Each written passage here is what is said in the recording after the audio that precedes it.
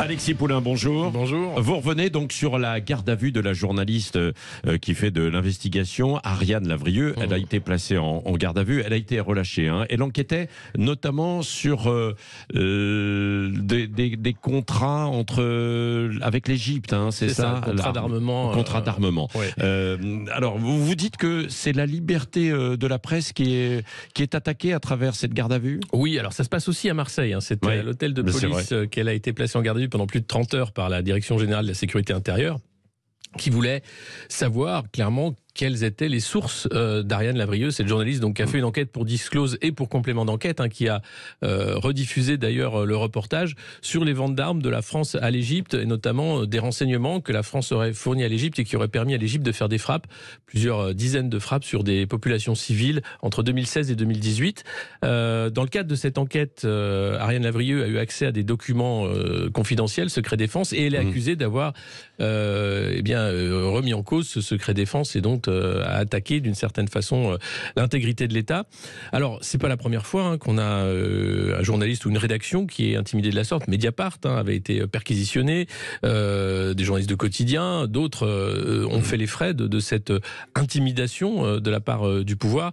Et ça rappelle évidemment le cas de Julian Assange de Wikileaks, qui lui est en prison depuis des années maintenant à Belmarsh, une prison de haute sécurité en Grande-Bretagne. Toute la question derrière cette manœuvre d'intimidation, c'est la protection du secret des sources, qui est une des bases, vous le savez, du métier de journaliste.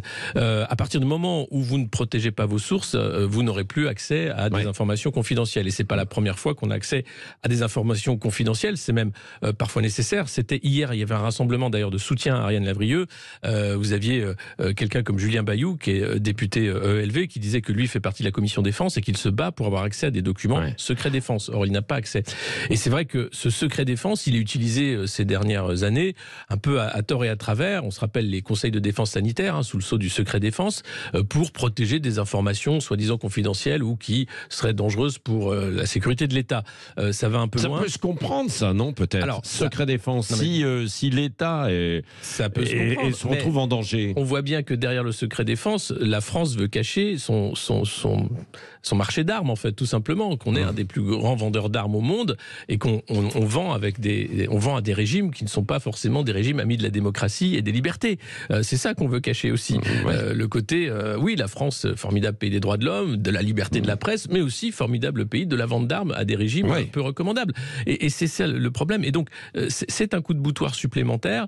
Alors, de nombreuses sociétés de journalistes se sont bien sûr levées, Reporters sans frontières, et aussi des politiques, pour dire non, on doit absolument avoir un cadre qui permet de protéger les sources. On se rappelle normalement, il y a un cadre quand même. Normalement, oui, mais ce secret défense permet justement d'éviter, tout comme le secret des affaires d'ailleurs, qui à Bruxelles et ici en France permet d'éviter aussi ou d'intimider des journalistes qui iraient chercher des malversations financières ou là encore des marchés peu recommandables ici et là. Merci à vous, Alexis Poulain. Vous revenez tout à l'heure à 8h15 dans Dites-le franchement face à Elisabeth Lévy.